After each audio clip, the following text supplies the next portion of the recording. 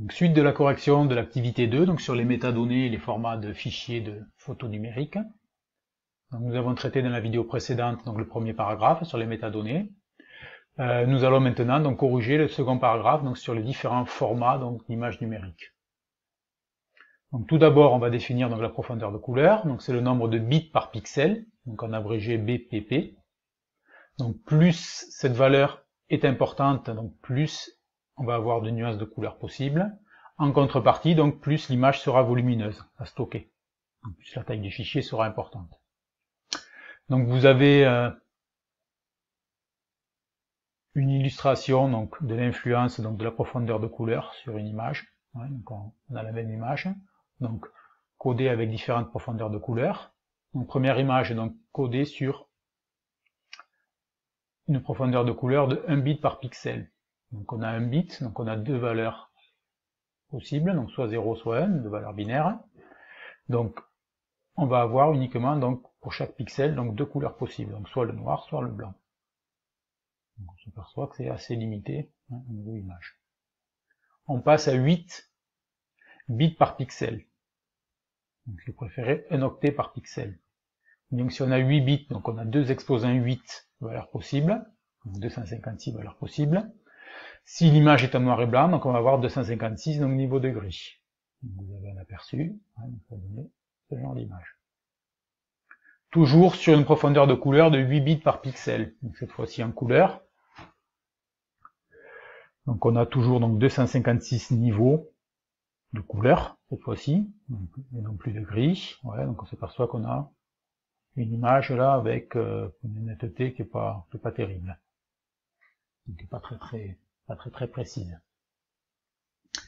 Dernier exemple, donc 24 bits par pixel, donc en fait 8 bits par couleur avec un codage donc RVB, donc rouge, vert, bleu. Donc c'est classiquement donc le format des fichiers JPEG. Hein. Donc au niveau des nuances, donc on a 256 nuances pour le rouge, 256 nuances pour le vert, 256 nuances pour le bleu. Donc on avait fait le calcul dans la première activité. Donc si on fait le produit 256 par 256 par 256, on a un petit peu plus de 16 millions de couleurs. Ouais, donc ça permet de générer donc des images qui sont relativement nettes. Ouais, donc au niveau de la perception de l'œil humain. Les différents formats, donc une image peut être enregistrée donc dans plusieurs formats différents. Donc vous avez un petit diagramme là pour illustrer le processus donc de formatage d'une image. Hein. Donc on a le capteur de lumière, ouais, donc un capteur photographique, donc soit un CCD, soit un capteur CMOS, hein, donc qui va convertir donc la lumière donc en signal électrique. Ouais. Et là donc on va avoir un enregistrement, donc on a en fait les fichiers, les données brutes. Donc on peut pas vraiment parler d'image, ouais. Donc les données qui sont issues des capteurs là, donc sont codées, et donc on a un format qu'on appelle RAW. Donc en fait c'est RAW, ça veut dire brut, hein, donc c'est les données brutes. Ensuite donc dans les appareils photo, donc on va avoir différents algorithmes qui vont permettre donc de traiter l'image. Et donc à l'issue de ces algorithmes, on va avoir donc une image qui va être compressée. Ouais. Comme par exemple dans le format JPEG. Ça c'est le format le plus courant que vous retrouvez sur vos smartphones ou sur les appareils photo numériques grand public, on va dire. Donc en fonction du format, donc en fonction du taux de compression, ben, l'image va être plus ou moins volumineuse, on va avoir un poids plus ou moins important. Donc le poids va être mesuré soit en kilooctets, soit en mégaoctets. Application, donc on s'intéresse à une image, donc l'image de la Joconde, image numérique. Donc en format RAW, donc en données brutes, donc on aurait une profondeur de couleur de 48 bits par pixel. Le poids de l'image est relativement important, donc 29,4 mégaoctets. La qualité d'image donc est excellente. Format TIFF, donc là la profondeur de couleur est de 45 bits par pixel, donc on s'aperçoit que le poids a quasiment diminué de moitié par rapport au fichier brut, donc on a 15 mégaoctets. L'image donc est de qualité très bonne. Donc le format TIFF, c'est un format qui est en général utilisé par des professionnels donc de la photo, dans le but de faire par exemple des impressions donc de haute qualité. troisième format, donc le format JPEG, donc le plus courant pour nous, hein, dans le domaine de la photographie de loisir, hein, image de loisir. Et on va vous demander donc de comparer, on vous demande de comparer donc deux images donc, qui ont donc des caractéristiques donc différentes. Donc ces deux images, donc si je bascule sur les fichiers images, c'est la Joconde A, la Joconde B. Donc bouton droit, j'ai donc les propriétés. Donc pour image A, 24 donc bits par pixel, profondeur de couleur. Dans l'onglet général, j'ai donc la taille de l'image, donc 4,25 mégaoctets. Deuxième image, donc j'affiche les métadonnées. Donc toujours un codage, une profondeur de couleur de 24 bits par pixel. Par contre, j'ai une taille d'image qui est bien inférieure, donc bien moindre, qui est de 178 kilooctets. Donc beaucoup plus légère que l'image précédente. Donc je garde ça en tête, hein. Donc un peu plus de 4 mégaoctets, et là à peu près 178 kilooctets.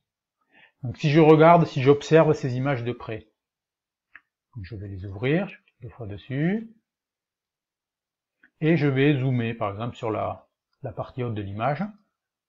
Je vais réduire. Et je m'aperçois que l'image est relativement nette. Donc c'est une œuvre de peinture, donc c'est normal, on voit les craquelures, hein. C'est un tableau qui est relativement ancien, hein, qui a plusieurs siècles. Hein. Mais je m'aperçois, je n'arrive pas à voir les différents pixels, hein, même si je zoome. Donc l'image est quand même de relativement de bonne qualité. Je bascule sur la seconde image, donc la Joconde B. Donc j'ouvre l'image. Et même chose, je vais essayer de zoomer à peu près au même endroit pour pouvoir comparer. Et je m'aperçois que dans les zones donc, où il y a des changements de couleur, je vois apparaître les pixels. Ouais, on voit les petits carrés. Ouais, donc la pixelisation là, est relativement importante. Donc, si je reviens sur l'énoncé, donc au niveau du tableau, donc la profondeur de couleur est la même pour les deux fichiers au format JPEG. Le premier donc fait 4,25 mégaoctets, le second fait que 178 kilooctets, donc est beaucoup plus léger. Donc au niveau de la qualité d'image, donc sur la première image, donc la qualité est relativement bonne, donc on n'arrive pas à décerner les pixels, même si on zoome de manière importante. Par contre, donc sur la seconde image, donc dès qu'on va zoomer, donc on va voir apparaître donc la pixelisation. Donc on s'aperçoit que la taille, donc le poids de l'image, donc a une influence très importante donc sur la qualité. Petit calcul. Donc on vous dit que une image a une définition de 2,4 mégapixels, 2,4 millions de pixels. La profondeur de couleur est de 8 bits par pixel. C'est une image donc, qui est le type color. Hein. Et on vous demande de calculer donc le nombre total de pixels. Donc on a 2,4 millions de pixels. Pour chaque pixel, donc on a 8 bits. Donc on fait le produit entre les deux, donc 2,4 millions fois 8 bits pour chaque pixel. Et on a au total donc 19 millions 200 000 bits. Donc si vous préférez 19,2 mégabits. Donc ça c'est la taille de l'image en bits. Seconde question. Donc au lieu de coder cette image sur 8 bits par pixel pour sa profondeur, on va avoir donc une profondeur de couleur donc 3 fois plus grande, 24 bits par pixel. Donc ça s'appelle une image full color. Donc si on a 3 fois plus de bits donc, par pixel, l'image va être 3 fois plus volumineuse. Donc si on fait le nouveau calcul, donc 2,4 millions de pixels, et pour chaque pixel, donc 24 bits. Donc on fait le produit entre les deux, et on obtient une image donc de 57,6 millions de bits, donc 57,6 mégabits. Au niveau du stockage, donc on a une petite carte mémoire, qui permet de stocker donc 16 gigabits. Et on vous demande de déterminer combien d'images de 2,4 mégapixels on peut stocker donc sur cette carte-là, en considérant donc que les images ont une profondeur de couleur de 8 bits par pixel. Donc on convertit la capacité de stockage donc, de la carte, là, donc 16 gigabits. Donc, je rappelle que giga c'est 10 exposant 9, donc ça fait 16 milliards de bits. Donc 16 10 exposant 9. Et on divise donc par la taille d'une image, donc qu'on a calculé plus haut, donc 19,2 mégabits, donc méga 10 exposant 6. Et on obtient donc 833 images donc, qui peuvent être stockées donc, sur cette carte-là. Donc images qui ont ce format-là. Pour finir, à partir de recherches donc, sur le web, vous deviez donc compléter donc, le tableau suivant qui permettait donc de définir les principales caractéristiques des principaux formats de stockage d'images. Donc première ligne, donc c'est le format données brutes, ce qu'on appelle RAW. Donc là les données sont brutes, donc on ne peut pas vraiment parler d'image, hein, donc les spécialistes ne considèrent pas ça comme une image. Hein. Donc, suivant la marque des appareils, donc ces appareils photo professionnels, hein, ça permet d'avoir ces images-là, l'extension va être différente. Donc, vous avez un exemple, donc Canon, ça va être des points CR2, Nikon, point NEF, donc chaque constructeur donc a son propre format d'image brute. Donc, à partir de ce format-là, donc il n'y a pas eu de transformation irréversible. Ouais. Par contre, si on va avoir une image, donc ça va nécessiter donc un traitement. Par algorithme, ce qu'on appelle un post-traitement. Donc l'image n'est pas comprimée, l'image n'a pas perdu en qualité. Second format, donc le format TIFF, Tagged Image File Format. Donc ça c'est des images de très bonne qualité, mais le format donc est volumineux. Donc la compression est faible par rapport aux données brutes, et on n'a pas perdu en qualité. Ouais. En contrepartie, le fichier va être volumineux. Donc ça, c'est un format qui est utilisé principalement par des professionnels de la photographie. Ouais. Quand on veut faire des retouches sur image, quand on veut imprimer donc de manière professionnelle donc des images, donc on utilise donc ce genre de format, le format TIFF.